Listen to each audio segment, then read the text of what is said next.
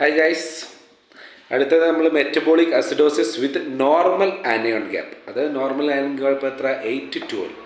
അതിനുള്ള കണ്ടീഷൻസിൻ്റെ എക്സാമ്പിളാണ് പർദ എന്നാണ് പറയുക. പർദ എന്ന് പറഞ്ഞാൽ post hypocapnia. P for post ഹൈപ്പോകാപ്നിയ.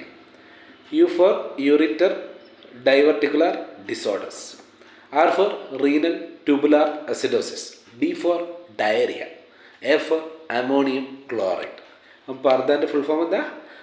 Post hypocapnia. U for ureter diverticular disorder. R for renal tubular acidosis. D for diarrhoea.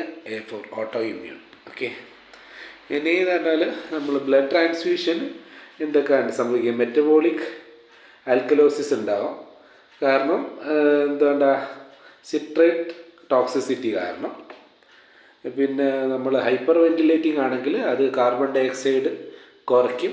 അത് കാരണം നമുക്ക് റെസ്പിറേറ്ററി ആൽക്കലോസിസ് ഉണ്ടാകും. അതുകൊണ്ട് അത് കോസസ് നമുക്ക് ഹൈപ്പോകാൽസീമിയ, ടെറ്റനിയെ പോലെ വരാം. അടുത്തൊരു പോയിന്റ് എന്ന് പറഞ്ഞാൽ ഇലക്ട്രിക് ബേൺസിൽ നമുക്ക് റാബ്ഡോമയോളിസിസ് ആണ്, മസിൽ ബ്രേക്ക് ഡൗൺ ഉണ്ടാവും. അത് നമുക്ക് ഹൈപ്പർ കലീമിക് മെറ്റബോളിക് അസിഡോസിസ് ഉണ്ടാക്കുന്നത്. കുറച്ച് പോയിന്റ്സ് ആണ് ഇമ്പോർട്ടൻ്റ് ആയിട്ടുള്ള.